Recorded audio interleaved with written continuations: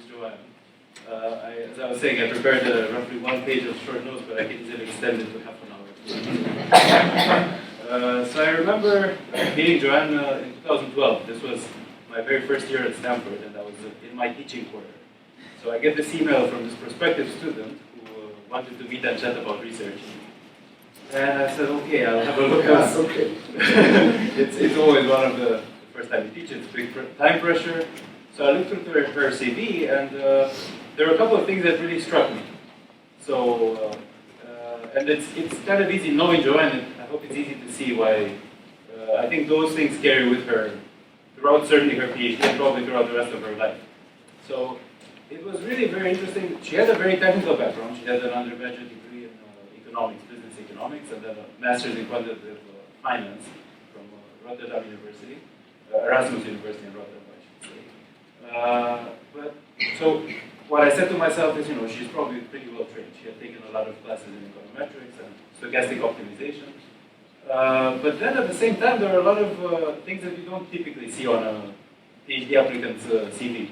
So she loved traveling, and she loved doing all sorts of random things. I took them down because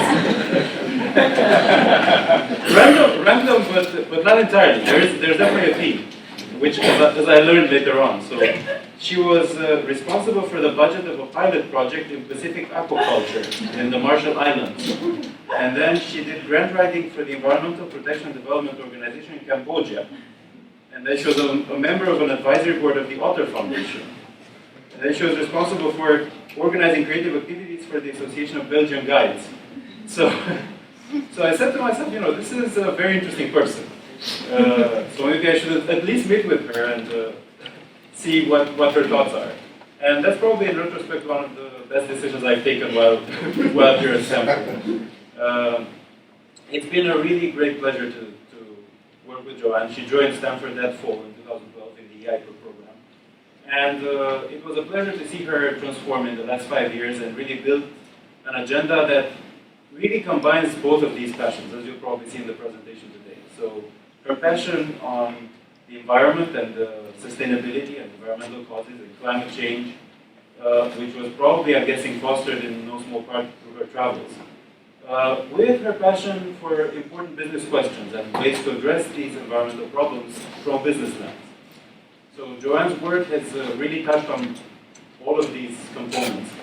And through Joann, really, I have come to know infinitely more than I did, because I knew close to zero before. Infinitely more than I knew before about, Argentine Patagonia and the wool sourcing practices and, desertification, as well as the palm oil supply chains in Indonesia, and how we can design better contracts, procurement contracts and compensation contracts that would not only make it better for the farmers, a better day-to-day life, but also have really good impact on the environment.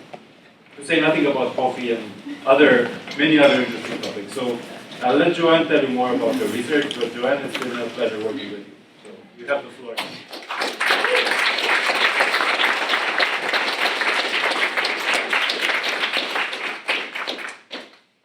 Thank you, Dan. I love the random aspects of my life. I think every life is random, but good morning, everyone. I thank you all for coming. I'm excited to share with you what I've learned in my PhD journey towards achieving sustainable sourcing in global supply chains. Now, why do I care about supply chains? Beyond being absolutely fascinating, supply chains also matter quite a bit from an environmental perspective. So this figure shows you the proportion of a company's environmental impact in its operations.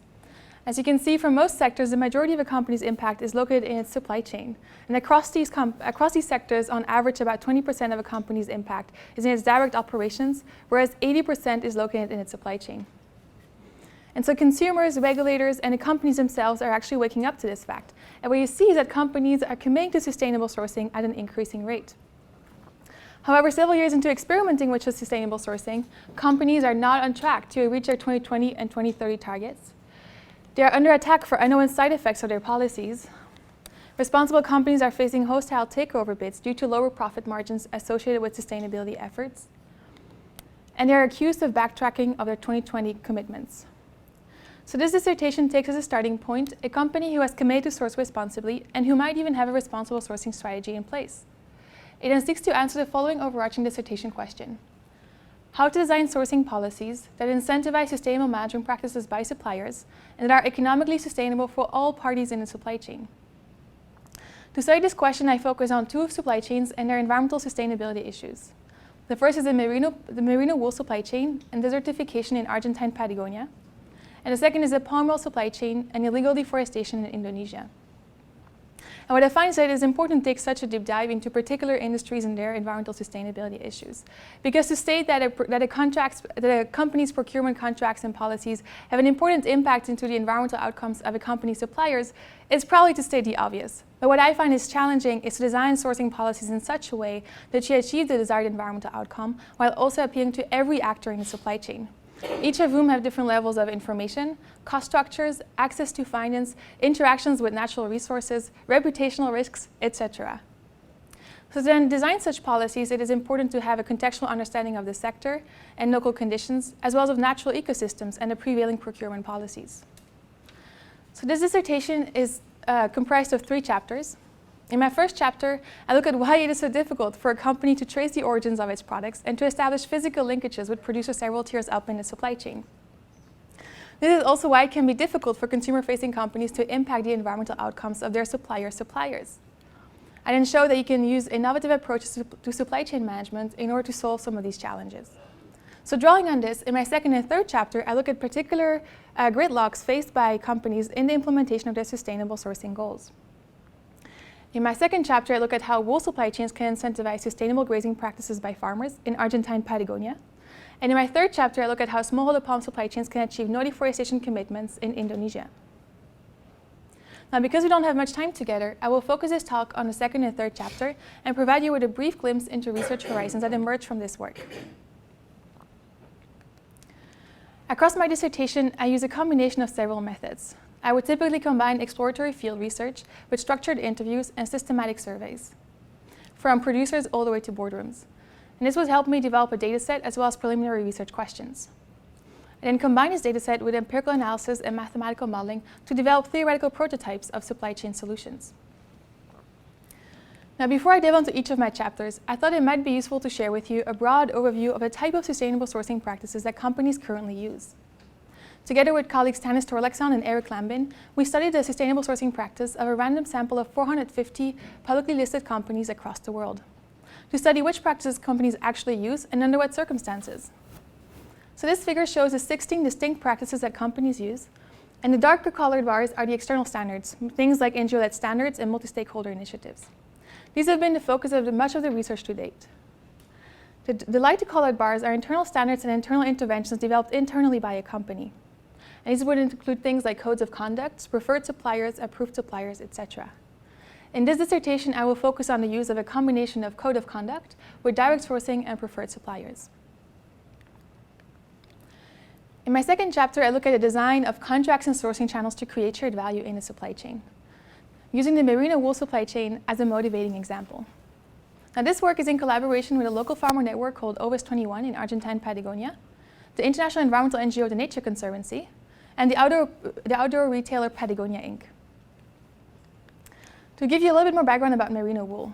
Merino wool comes from these merino sheep, and it's just one of the most beautiful products.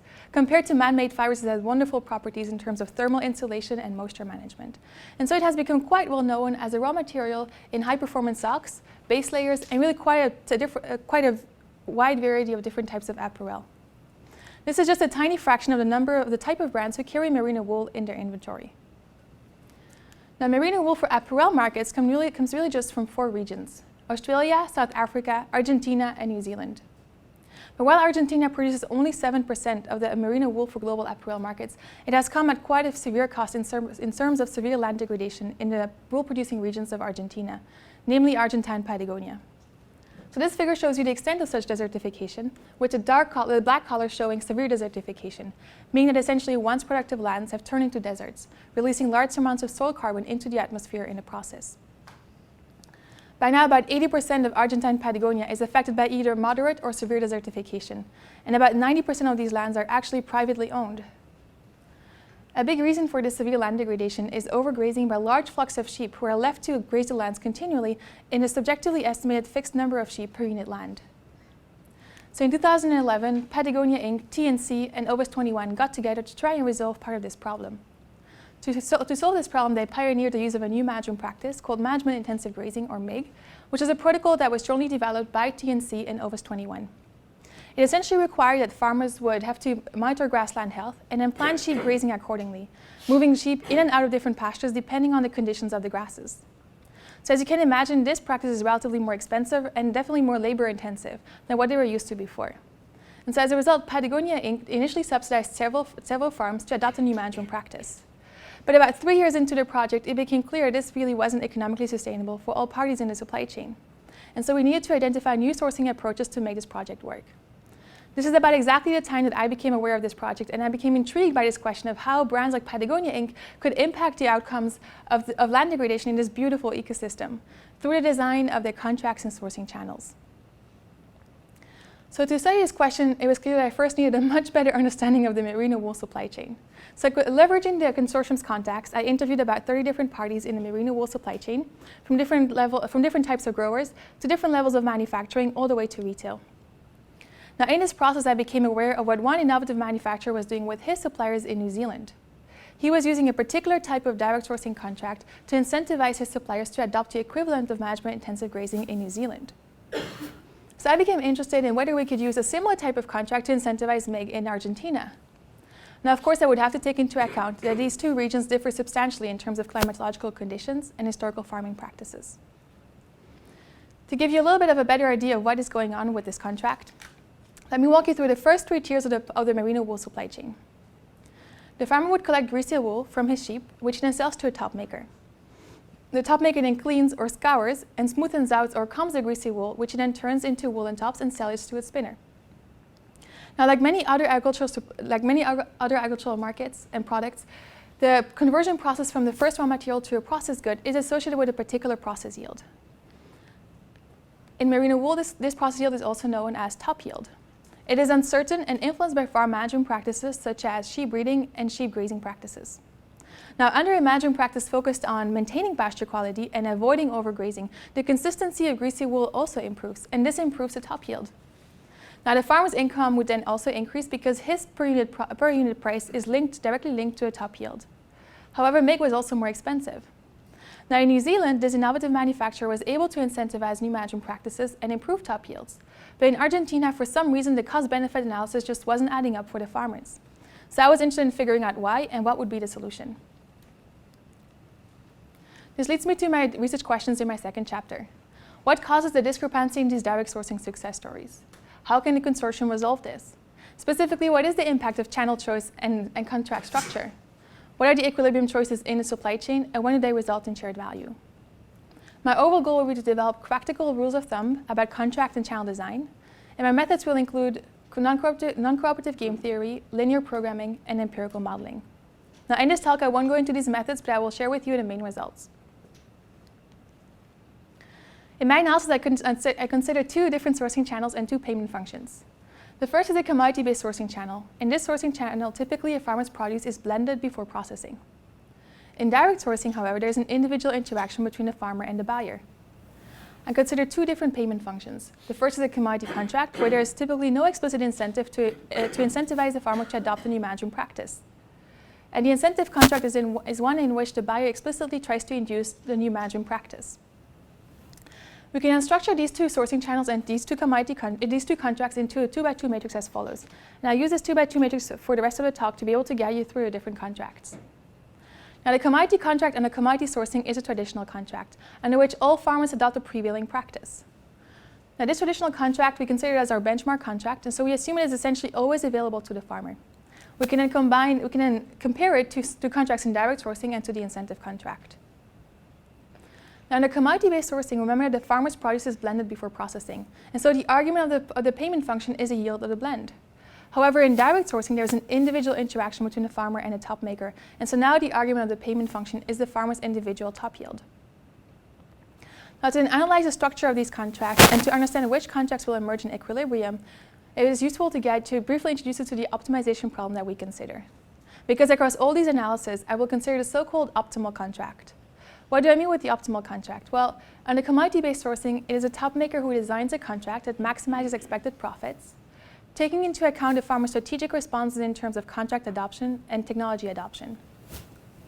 In direct sourcing, the top maker designs a contract that maximizes expected profits under the new management practice, subject to ensuring that the farmer adopts a new management practice and that the farmer's profits are at least as good under this new contract as under a traditional contract.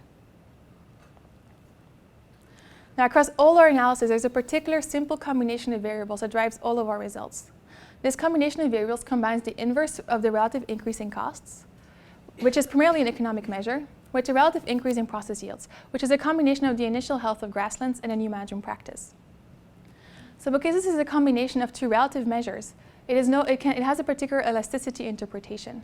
And so we term it the cost elasticity of process yield in analogy to the price elasticity of supply in microeconomics.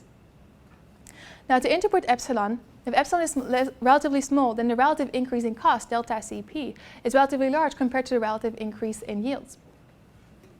And so this means that the new technology is relatively expensive. So we use this intuitive interpretation of epsilon to categorize a new management practice into three different categories. If epsilon is smaller than 1, then we say that the new practice is relatively expensive. If it is larger or equal than 1, then we say that it is cheap. And if it is even larger than that, we say that it is very cheap.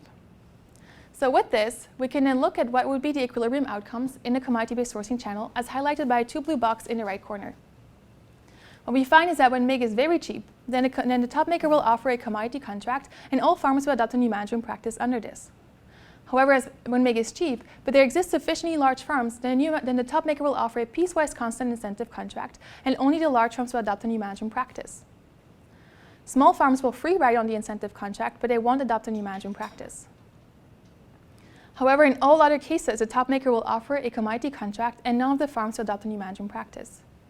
The problem is that in many rural areas, the commodity markets are highly fragmented. And so this joint condition that I mentioned previously about farms needing to be large enough is often not satisfied. And so in Argentina, using a data set that I'll explain later, we found that this condition wasn't satisfied. And so to then be able to incentivize a new management practice, it would be important to shift to a different sourcing channel.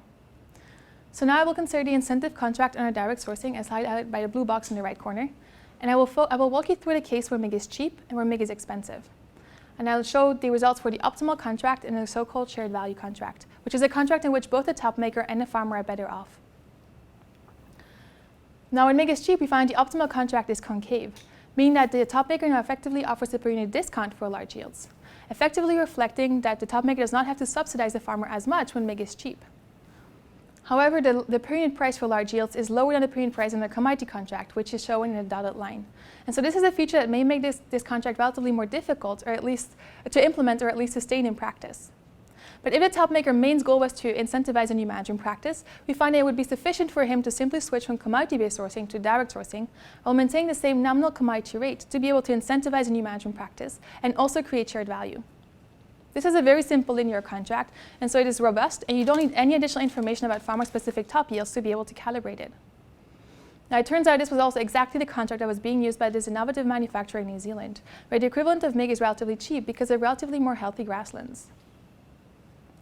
Now, when MIG is expensive, we find the optimal contract is convex, meaning that a top maker now has to offer a per unit bonus for large yields. One interesting feature of this contract is that it has quite a bit of degeneracy in the optimal threshold value. This can be used for additional considerations in practice, such as profit variability and parameter estimation error. For example, if a top maker has very little information about farmer-specific top yields, he may want to set his contract parameters in such a way that he is less prone to estimation error. So using Monte Carlo simulations, we looked at the impact of a threshold value on parameter estimation as measured by a ratio that compares the contract price estimated with 100 observations versus with 1,000 observations.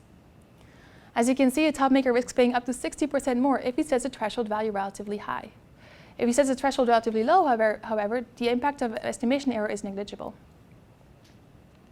So this says that the top maker might be wise to set the threshold value relatively low, or in other words, to offer a bonus more readily. Now, why did the top maker would like to create shared value when MIG is expensive? We find that a simple linear contract would be able to create shared value if and only if the following condition is satisfied. The left-hand side of this condition is the relative increase in expected supply chain profit. And so what this condition is saying is that essentially a linear contract might work great for a farmer, but it wouldn't work for a top maker unless the expected profit in supply chain profits the expected increase in supply chain profits is large enough. Now, with a data set in Argentine Patagonia, we found this condition wasn't satisfied during the project. And so in such cases, only a particular shared value contract that has a bonus structure would be able to create shared value and incentivize the adoption of a new management practice. To create such a shared value contract, you can take the optimal contract and then move either the nominal rate or the bonus rate in the feasible direction. So our analytical model helps explain what may have caused the discrepancy in these direct sourcing success stories. In New Zealand, where the equivalent of MIG is relatively cheap, it was sufficient for a top maker to switch from commodity-based sourcing to direct sourcing, but he could maintain the same nominal commodity rate, and this would incentivize a new management practice as well as create shared value. However, in Argentina, where the equivalent of MIG is relatively expensive, such a simple change would be insufficient. So equipped with these insights, we can now revisit the puzzle faced by the consortium. And to apply our analytical results, we draw on the following data sets to which I have received access through participation in the consortium's project. I created a panel data set on top yields by digitizing over 1,200 farm-to-top maker transactions across 142 farms over 4 years. I then combined this with farm-level grazing management plans in each year, farm revenues and costs for the grazing plan, and I then collected highly confidential variable costs and markups at each stage of the wool supply chain in the outdoor apparel market. Now, because temperature distributions and moisture distributions have an important impact on the effectiveness of MIG, we could only compare farms within similar ecological regions. And so as a result of this stratified experimental design, the number of farms included in our analysis had to be reduced from 142 to 63. These two figures then show you the cumulative distribution function and the probability density function of top yields under the new management practice and under prevailing practice. As you can see, the adoption of the new management practice yields to a distinct improvement in MIG, in top yields. However, this situation was based on a direct subsidy, and that wasn't economically sustainable for all parties in the supply chain. Our analysis showed that for MIG to be adopted in the long run, the buyer would have to change the sourcing channel and the contract structure. We can now use this data to estimate what would have been the benefit to the supply chain if our proposed strategy were followed. And we found that the supply chain's profit could have been increased by 7%, even though the new management practice was 9% more expensive for the farmers. So in conclusion, I find that value chain innovations really need to be carefully designed in order to achieve a sustainable implementation.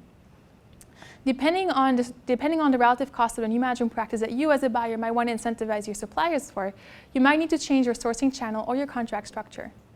In our particular case in Argentina, we find that depending on the relative cost of a new management practice, if the new management practice would be very cheap, then it would be fine to stick with a commodity-based sourcing channel and with a simple linear contract. But if MIG is cheap, the buyer would have to switch from commodity-based sourcing to direct sourcing, but could still stick with his original linear commodity contract. However, when MIG is expensive, as was the case in Argentine Patagonia, it would be necessary for the buyer to change from commodity-based sourcing to direct sourcing and to also incorporate a bonus structure into its contracts. So with what I learned in wool, I became actually interested in a very different type of context. I became interested in the challenges with achieving no deforestation commitments in global palm oil supply chains. So in my third chapter, I explore a sustainability incentive in smallholder commodity supply chains. And I call this incentive Pay It Forward.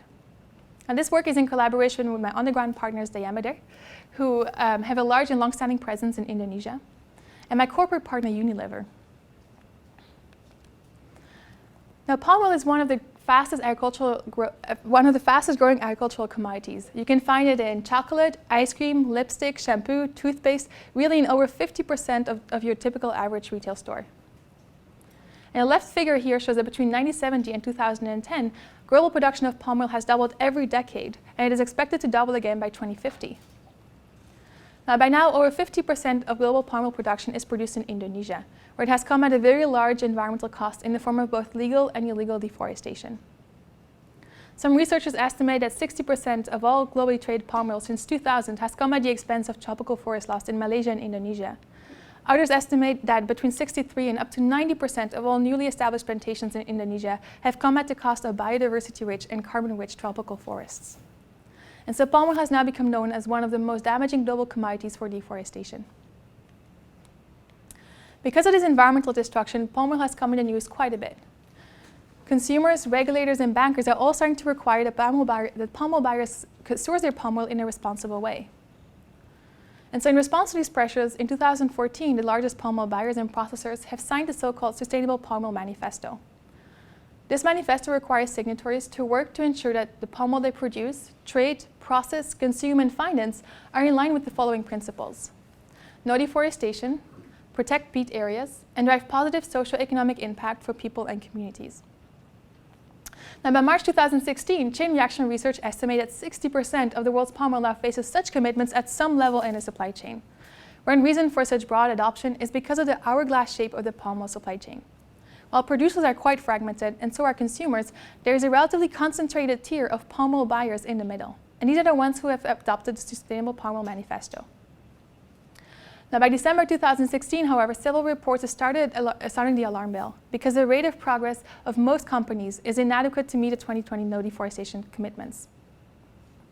An additional challenge in Indonesia is that the smallholder farmers now produce over 40% of the palm oil. This figure shows you the proportion of the Indonesian palm oil that's produced by different parties, with blue showing the private companies, red the state-owned companies, and the green the smallholder farmers. As you can see by now, about 40% of all the palm oil in Indonesia is produced by smallholder farmers. And the yellow line reminds you of the fast growth in terms of acreage of palm oil production in Indonesia.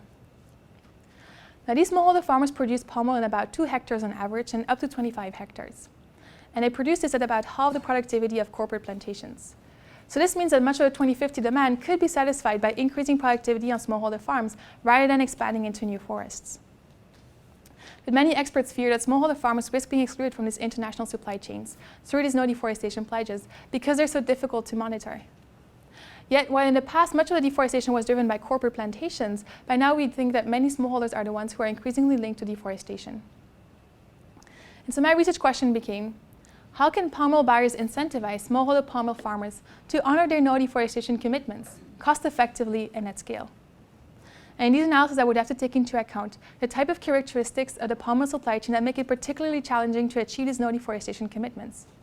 These include bulk processing, highly competitive trading, fast-growing demand in developing economies, production in developing countries by smallholder farmers, and the fact that in Indonesia, mills and refineries are operating below capacity.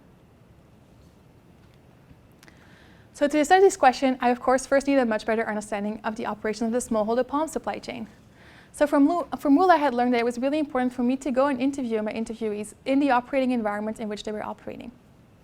So I went for a 4-week field trip along the palm supply chain, from harvesting fresh fruit bunches myself to sitting down with communities in central Sumatra and East Kalimantan, interviewing mills on both islands, and then also interviewing manufacturers and refineries in Singapore and Malaysia. At the end of this 4-week field trip, I had a much better understanding of the smallholder palm supply chain, and I developed initial research questions. So I then went back for a 5-week field trip in East Kalimantan, where we developed this structured survey to 420 smallholder farmers across 60 villages, together with this wonderful team of 7 local students and my local collaborator, Hau Leung Lee from the Yamader. What I want to do next is walk you through a typical smallholder palm supply chain from smallholder farmer to refinery. Now, a typical smallholder farmer would have poor savings and very poor access to fertilizers. But around every 10 to 20 days, he harvests fresh fruit bunches from his farm, which he could then sell to a crude palm oil mill. Now, in practice, to be able to sell his fresh fruit bunches to the mill, he would employ a very complicated network of middlemen. This network of middlemen can be decomposed into at least 3 different types: the tengkulak, the loading ramp, and the rented vehicle. For now, I will simplify the sketch and stick to a situation where the farmer can sell directly to the mill, and later in the talk, I will then come back to this complicated network. Now, if the farmer could sell his fresh fruit bunches directly to the mill, then him or his network of middlemen would be paid between 1 week and 2 months after delivering their fruit. But because these farmers are typically quite poor and cash constrained, such a delay in payments really matters a great deal to them. And so we find that using the convex time budget instrument, we find that farmers are willing to accept up to half today's FFB price just to be paid in cash today rather than at the end of 1 week. Across all farmers in East Kalimantan, we find that they discount a 1-week delay in payments by 32% on average. So instead, they sell their fruit to a so-called SPB, which in Indonesian literally means the guy who receives invoices for fruit. So the SPB then offers to pay farmers who deliver their fruit to the mill immediately in cash upon delivering the fruit to the mill. Now, in exchange for offering this service, we estimate that he takes a price cut of 8.5% for financing a 1-week time difference. Now, every day he offers the same service to hundreds of farmers who supply fresh fruit bunches to the mill, and then accumulates accounts receivable with the mill. At the end of the month, the mill would have fulfilled a batch of crude palm oil of 2,000 tons of CPO, which is the efficient shipping size to ship palm oil into international supply chains. When the batch reaches the port of loading, the refinery transfers a payment to the mill, and the mill then transfers the payment to its suppliers. And this is not unlike many other commodity markets that are traded in batches on spot markets.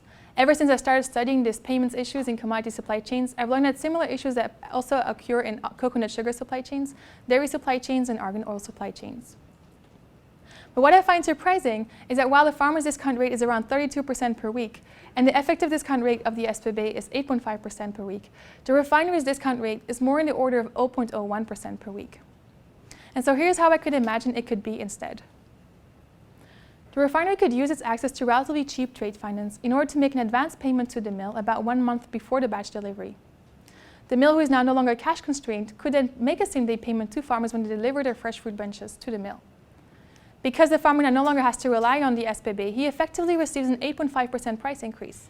And this could be made conditional by the refinery on achieving certain no deforestation requirements. So now the refinery has a carrot in hand to incentivize smallholder farmers to comply with no deforestation commitments. And this carrot is worth 8.5% to the farmers, but only costs the refinery 0.01%. So this idea naturally gives rise to several sub-questions. First, could contingent advance payments by palm oil buyers to mills create a feasible incentive? How do the design of requirements and farmer characteristics influence uptake? And how should a buyer contract on this incentive with processors and farmers, and how would the farmers actually benefit? To study these questions, we developed a dynamic supply chain model consisting of farmers, mills, and refineries. In this model, we have a farmer who dynamically maximizes his expected discounted consumption, choosing in each period his optimal consumption rate and optimal farm expenditure rate, subject to a dynamic cash constraint that evolves dynamically over time. And taking into account a mill who dynamically maximizes his expected profit, choosing in each period the optimal FFB price. Now this formulation takes into account that the mill has no capacity constraints, that he sells in batches, and that he's subject to commodity-based pricing. Finally, we have a refinery who dynamically maximizes his expected discounted profit. Now in this model, the key variable of interest to us is the variable T, which is the frequency at which the farmer is paid, or the payment frequency. It can typically be very difficult for these type of dynamic decision-making models or dynamic programs to lead to closed-form solutions that are amenable to analysis. To be able to solve these type of programs, one should be looking for particular mathematical structures in the optimization problem. And so from a methodological perspective, the first important finding was for us to be able to mathematically rewrite the farmer's optimization problem into one that has this nice mathematical structure that makes the problem tractable. This mathematical structure also has quite an intuitive interpretation. It essentially states that the farmer's welfare in each period, which is denoted by J, can be decomposed into two components. The first of which relates to the price he receives, which is denoted by P, and incorporates factors of production and selling. The second component incorporates the farmer's borrowing costs and cash assets. Now with this building block, we can then solve the optimization problems across the supply chain. And the first set of results we're interested in is how shortening the payment cycle would affect certain variables of interest. We can then compare this to how increasing the fruit price would affect these variables, and this is your typical price premium. What we find is that when we shorten the payment cycle, this would increase the farm's optimal farm expenditure rate, which would also lead to higher productivity on the farm.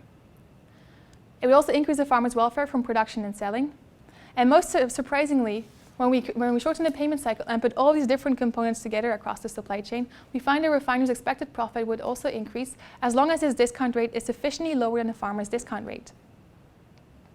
Now, when we increase the fruit price, this would also increase the farmer's optimal farm expenditure rate and farmer's welfare from production and selling. But unless the refiner's profit margin is larger than 100% to start with, we find that increasing the fruit price would always decrease the refiner's expected profit. So immediate payments are able to leverage the differential discount factors between large buyers and small cash-constrained suppliers to create an incentive that the buyer would never be able to afford explicitly in the form of a price premium. Now, the second set of variables we're interested in is how these two factors influence the amount of deforestation.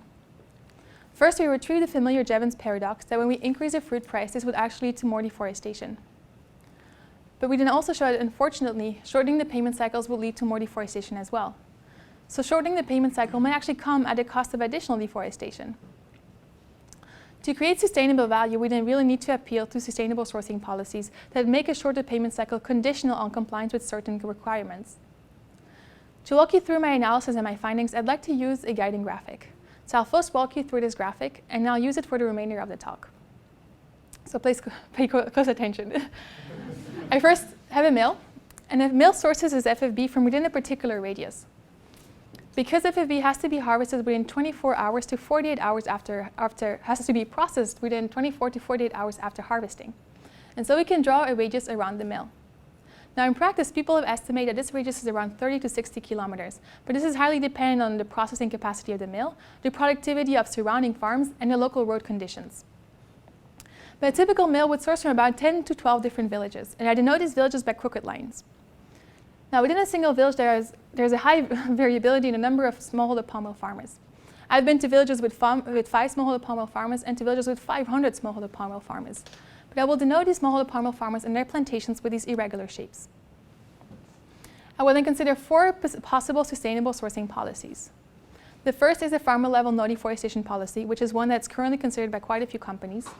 And it essentially specifies that an individual farmer is compliant with the sourcing policy if all the fruit he supplies was produced on endowed land, meaning land that wasn't yet deforested at the time of instituting the policy. Now for this policy, for analyzing this policy, I make one heroic working assumption about perfect traceability. I assume that farmer compliance is observable and contractable. Now I know this is absolutely heroic, and so I'll get back to this working assumption later in the talk. The second policy is a village-level no deforestation policy. So this policy specifies that all farmers in the village are compliant if there is no deforestation in the entire village. A variant on this is a village-level regeneration policy. This is one in which the village is compliant if any land that is deforested is allowed to regenerate by not allowing production of FFB on it.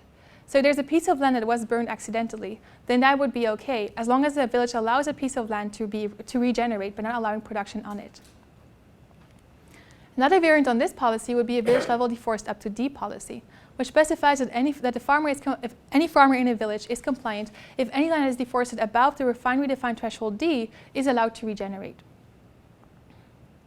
Now, one important difference between the first policy, which is a farmer-level policy, and the 3 other policies, which are village-level policies, is that the farmer-level policy is one where the farmer's own actions solely determine whether he is eligible for the incentive. In the village-level policy, however, a farmer's eligibility for the incentive depends on the other farmers in the village. And so there is strategic cooperative behavior between farmers in a village. To analyze such cooperative behavior, we draw on cooperative game theory with transferable welfare and externalities. To show my results, I will then use the guiding graphic, and I will have this will be the same mill with same initial conditions. In the left panel, I will have the results for the farmer-level policy. In the middle panel, I will have the village-level up to policy. And in the right panel, I will have the village-level regeneration policy. I will then depict in red shades the predicted amount of deforestation under each outcome for this particular mill supply shed. We find under a farmer-level policy there would be deforestation in 5 villages. But in the village-level regeneration policy, there would be deforestation in only 3 villages. But the total amount of deforestation under the policy would be larger than under a farmer-level policy. Now, under a village-level up to policy, there is this flexible threshold D, and that essentially allows us to minimize deforestation across the entire supply shed. Now, in addition to these predicted outcomes for deforestation, we should also take into account certain practical considerations. For the farmer-level policy, remember that it relies on this perfect traceability assumption. For the village-level up to policy, it relies on careful calibration of this parameter D. Now, a nice feature of the village-level regeneration policy is that it is a one-size-fits-all. And so what we find is that a one-size-fits-all policy can achieve no deforestation most often, but a tailored policy will really be necessary to minimize deforestation across the supply shed. Furthermore, either deforestation objective is best achieved through some village-level policy rather than a farmer-level policy, despite this heroic working assumption. So in conclusion, we find that it might be a good idea to pay sustainability forward. Paying forward is a sustainability incentive that is non-linear in value for smallholder farmers. And it can actually increase the buyer profits when the buyer's discount rate is relatively lower than the farmer's discount rate. It is also applicable or relevant for many supply chains that rely on batched payments in spot markets. Now, the paid-forward model can also be incorporated in sustainability efforts by the financial sector, which is starting to formulate their own policies around financing buyers of palm oil. And they essentially have all of the control on whether or not to enable trade finance that would make it possible for a buyer to make a paid-forward model. Finally, a one-size-fits-all sustainable sourcing policy would achieve deforestation perhaps most often, but minimizing deforestation would require a calibrated policy. Now, this model doesn't tell us whether paid-forward actually works in practice. And so to test this model, I am starting a 5-year research project with a CPO buyer in what I think is the first multi-tiered supply chain experiment. This experiment is expected to affect 60,000 to 180,000 smallholder farmers, covering 10 to 30 palm oil mills in Indonesia, and working with a handful of refineries in Indonesia, Singapore, and Malaysia. For each mill, we apply a 2-stage treatment to the mill and its supplying base. And the first treatment is a conditional cash in advance by the refinery to the palm oil mill, and we signed our first contracts last month in April 2017. The second treatment is the best agricultural practices training and support, which we are aiming to start in September 2017. For each mill, our outcomes of interest are smallholder welfare and productivity, supply chain efficiency, and local deforestation. So here you can see a figure of me with my 7 team members in East Kalimantan and my collaborator, Godwin Limburg, and 4 of these students will now become supervisors in the new batch of 20 enumerators we're recruiting for this new mill. Now remember this complicated network of middlemen from farmers to mill? This actually complicates quite a bit how you implement and sustain conditional incentives to the farmer. And so because of this, we are now working on a new project where we are essentially trying to design a smallholder trade platform that optimizes trade from smallholder farmer to mill. And as a result of smallholder farmers and his middlemen and the mill using the new platform, we will essentially have traceability as a byproduct. And so for this research, we've put together a team of experts in market design and matching, and we'll be trying to answer the following questions. How do we obtain traceability at low cost? How do you provide and communicate conditional incentives in a 3-way market with competition? How do we channel payments and conditional incentives from mill to farmer? And how do we monitor the prices the farmer actually receives in pocket? Finally, I hope that this dissertation contributes an encouraging or hopeful note to what is possible with well-designed, sustainable supply chain management.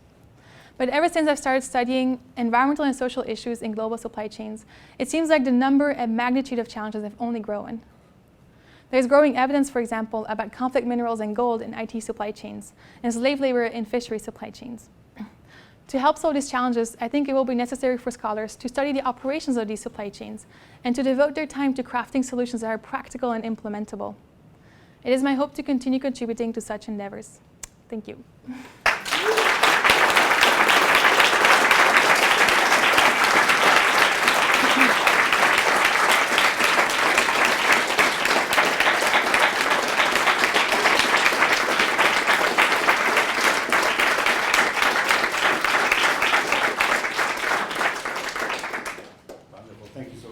Perfect timing. Yeah. 1 minute earlier. We have time for some questions, about 10 minutes or so. Anybody? Questions or comments? Rebecca. Yeah, please. Yeah, I just like that. That's such great research. Thank you so much for this presentation. I learned a ton, and I have a lot of follow-ups afterwards. But one of the things that I think is really interesting is how fast the deforestation rates are to palm oil. Yeah. And so are you looking at all at the timing of putting these different kind of contract schemes in place, the timing of their impact relative to deforestation rate, and whether one's a little bit better or better or not, it actually gets you to where you want to be faster? Does that make sense? Like, deforestation rates are so high. Yeah. We don't have a ton of time to get everything completely right and optimal. So is there a trade-off between choosing one kind of payment scheme versus another because you actually get something on the ground faster?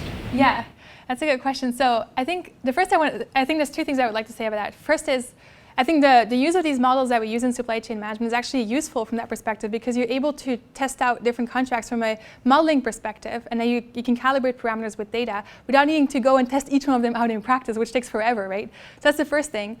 And the second is, yes, It's absolutely crazy how fast it goes, and so this experiment we're starting it as fast as we could, even before I got my first paper published, and it's like we're going, and we're definitely monitoring. We are taking. We have the conditional cash in advance, but we haven't yet specified the policy as part of trying to figure out locally what works best in compared to the optimal policy. And we are going to monitor deforestation like starting now. I'm in the process of programming my Global Forest Watch alerts so I can know in our area of interest what's going on. And yes, in East Kalimantan, where I did most of my field work, the deforestation rates were like 2.5% per year, which is huge. It's bigger than the Amazon. And it was 2 districts in East Kalimantan, 2 southern districts. Yeah. Okay, really big picture question, because I know almost nothing about supply chain. Really good to say, towards Rebecca's question of going faster and bigger with sustainability, for these 2 systems that are really different, what is the relative importance of choices taken by individual companies versus networks, standards across industry versus government policy, and how do those pieces need to come together? Yeah, so actually one of the main reasons why we need sustainable sourcing is when there is government failure in a particular region. So, but then with in terms of working together with other companies, I think the merino wool supply chain offers a nice example, because sheep are used for merino wool, but they're also used for meat markets. And so there you can do only so much with one product of a unit of a farm, and you probably want to work with multiple units to be able to make it easier to implement. So that's just like kind of different industries, but with the same farm source. And then in palm oil, for example, you have the issue that, for example, even the first miller, like any region where I go to, we might want to work with, we might start working with one mill in that region, in 2 different regions, and then there are like 20 other mills within like 50 kilometers. And so unless many other buyers will start working with these other mills, it's not sure how much of an impact we're going to have with working with just one mill in a region. And so this is where some of these landscape approaches are coming in, where we are really trying to work with multiple buyers to affect one region as a whole through these supply chains. But that requires quite a bit of coordination, and it's kind of hard because typically there's no long-term contracts between a palm oil buyer and a mill. These are quite spot market, quite a bit spot market contracts, and so really getting more people together in that one region is not. It's absolutely necessary. It would be absolutely awesome, but we're working on it. But it's not. Yeah. It's not. Yeah, it's more of a luxury at this point. Yeah. I have a question about that. So Joann, first of all, that was fantastic. But to pick up on Katie's question, have you got any initial ideas about how these incentives could be combined with other measures to increase the incentive at the village level for ending deforestation? Yeah, and I know Roz is working on this, and we are looking into how we can combine this. And for example, I think if we would have village level, like the government could operate like village level, like the DESA incentives. And so if that could, the nice thing about that is that what we show essentially that such a village level incentive would probably help to, well, depending on how much you actually provide as an incentive, it would provide no deforestation for that entire village, and then companies can complement on that with farmer level incentives, for example, to increase the overall attractiveness of this. So I definitely think there is complementarity there, and it will, in some regions, for example, the incentives that we're proposing with forward payments probably won't be high enough, but if you complement it with a village level incentive, it would become high enough. So I think there's always these complementary roles. And also in merino wool, for example, the fact that this contract that we designed, which is this convex contract, is really, you need to have quite a bit of information about the top yields to be able to calibrate the parameters. But if the government or if NGOs or any donor companies could, for example, subsidize part of the farm, then it would be fine to stick to a simple contract, and it would be easier for the supply chain to actually achieve this shared value contract, because you can have the simple contract, and the government can essentially cost effectively subsidize the farmers because they're doing part of the work and then the company does the other part of the work. So yeah. Thank you for your talk. In the Peruvian Amazon, the illegal gold mining is linked to transnational organized crime, which is responsible for moving the gold around, doing, they're also responsible for some of the human rights abuses associated with labor issues. So I'm wondering if there are similar issues with transnational organized crime in palm oil. If so, how you address that as a researcher and your research on palm. Yeah, it's a good question. So first of all, I don't know much yet about gold mining. I've started looking a little bit in conflict minerals, but I don't know much about gold in Peru yet. So I can get, like, yes, there is definitely like organized. I would say in palm oil, for example, yes, there are issues with organized crime, and one of the main kind of most concrete issues I can share is that in palm oil, the SBB is typically associated with like a mafia. And so there have been definitely one of the main issues that we're struggling with implementing this proposed scheme, as I'm working on the implementation of it, is essentially security issues around making it possible to pay cash to the farmers. Because even the first mill that we started working with in East Kalimantan, like they had a security guard killed in the bank when he was getting cash to be able to pay the suppliers. And so the way we're addressing that is now we're starting to work with more mobile payments. As of course is also not always easy. So yeah, there are definitely many issues like that, and they're not easy to address. I don't know what else to say. I'm not going to go and attack to you.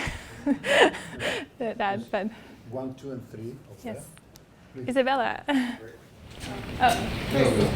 Thank you, Joann, for your presentation. I can imagine it's easy to summarize years of work into 35 minutes. But I really like your graphical depiction of the supply chain from the farmer all the way to the manufacturer. My question to you is, brands and companies usually have maybe only visibility into their first-tier manufacturers. They really don't know or understand what happens beyond that. So how do you suggest that companies gain that visibility into what's happening more on the ground, in your case, the small farmers, to even be able to think about implementing new management systems? Yeah, that's a really good question. Because it's a huge challenge. And we know in palm oil that companies have visibility all the way to mill. Like many of them have visibility all the way to mill. But smallholder farmers, especially with this network of middlemen, it's really difficult. And that's part of what the first step for example, the palm oil supply chain was really to start with traceability. That's like the starting point. And that's a huge amount of effort. That's a huge amount of collaboration. There are now an increasing number of platforms that actually help you for this traceability using kind of bills of lading, et cetera, to then link you to the next tier, and then you go stepwise.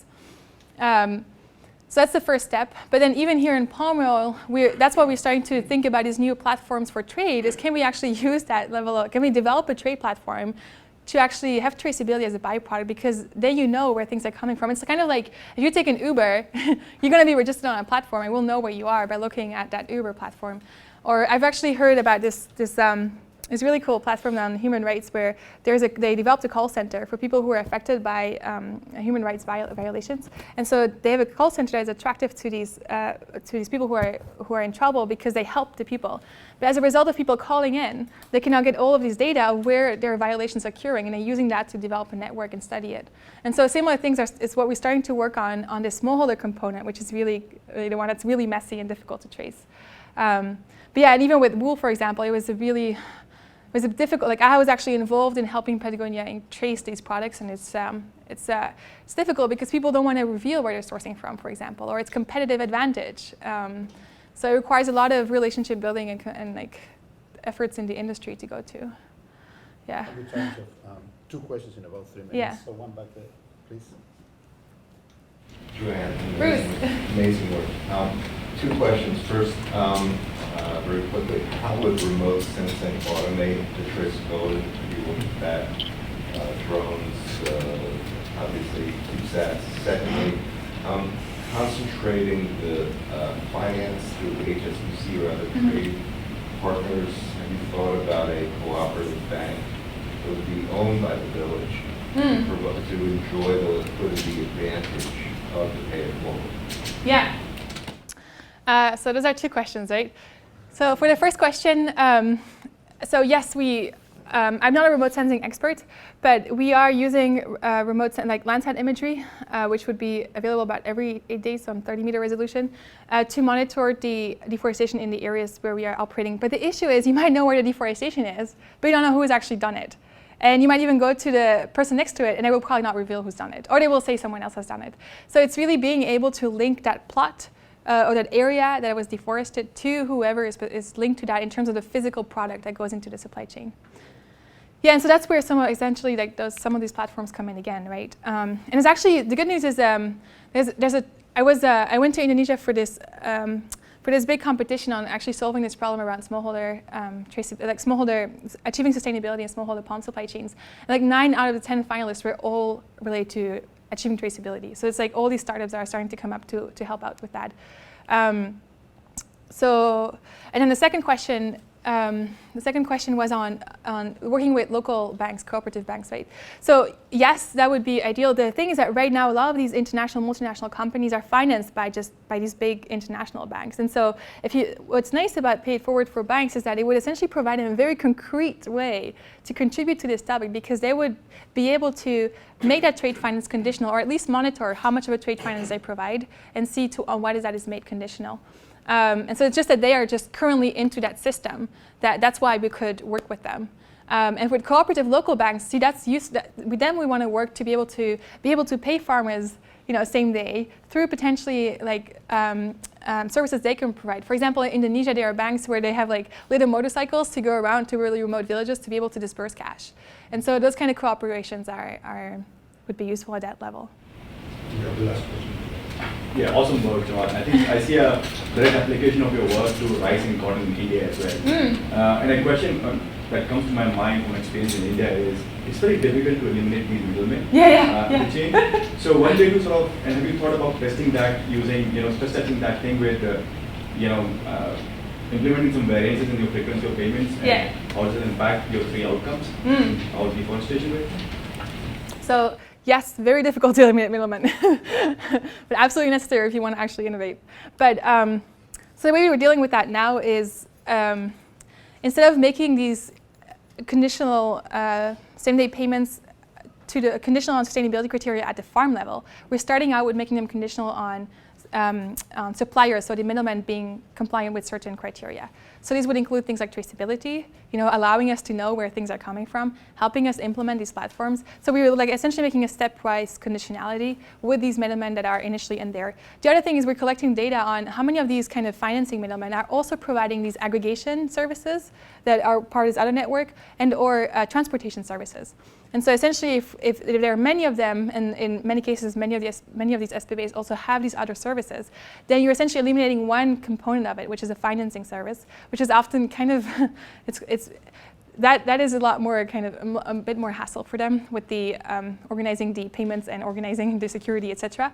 So it would not be eliminating them completely, it would be eliminating one component of the service. So there's 2 things we're working on, is that, and also on making it essentially stepwise, as well as like stepwise in the supply chain. So like middleman by middleman, we'll be making it conditional. Yeah. Okay.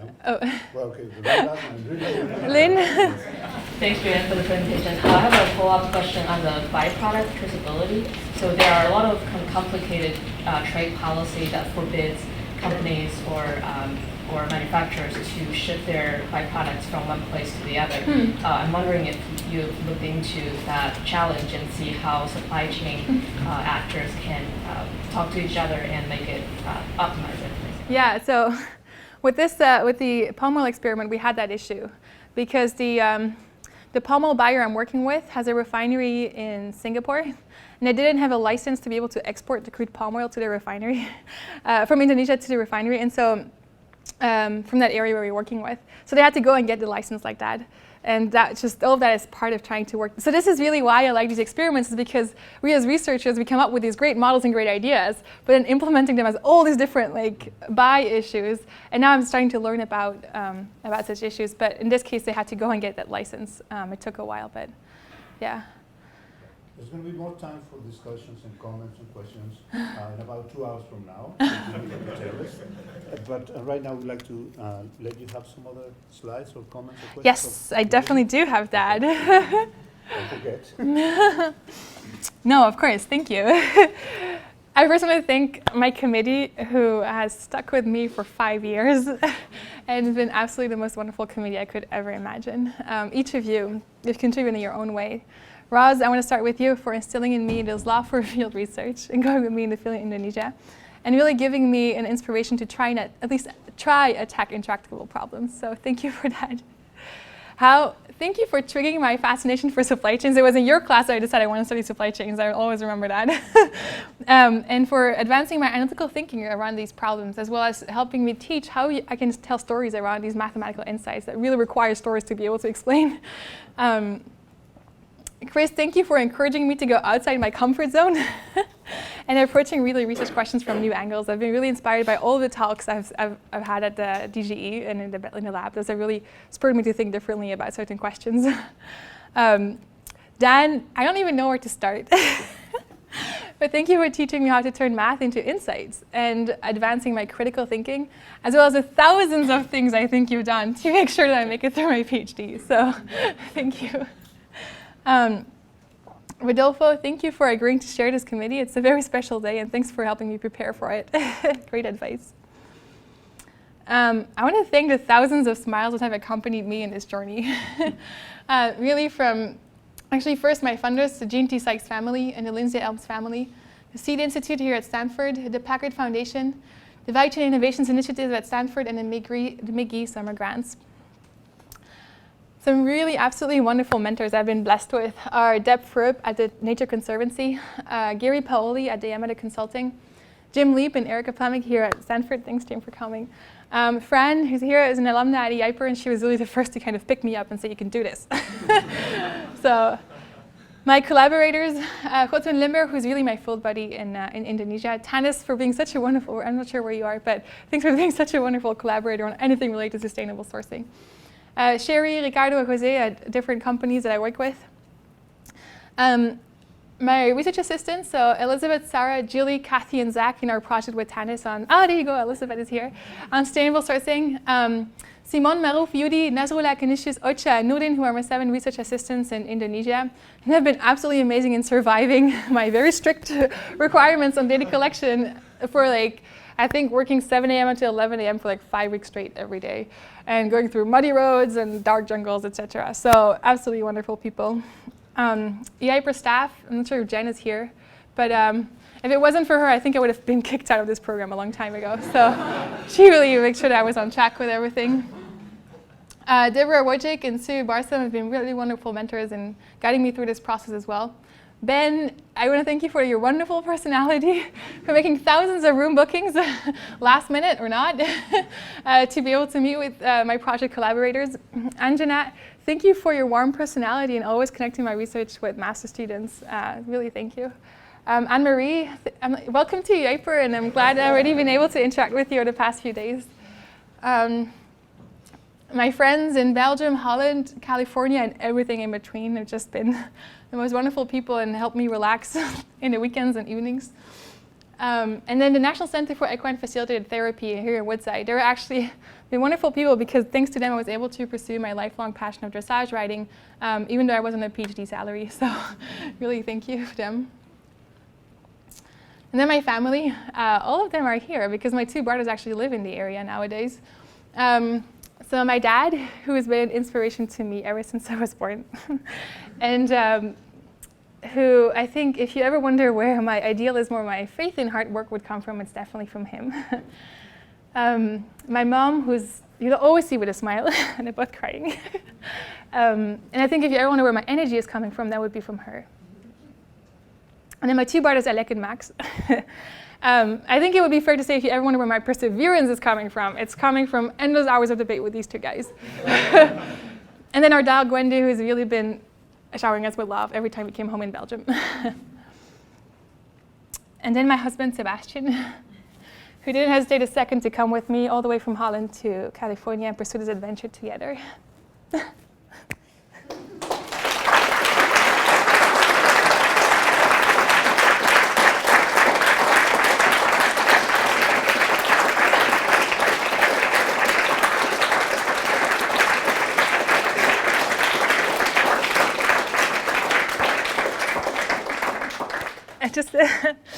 I want to say there has never been a day where he didn't put a smile on my face.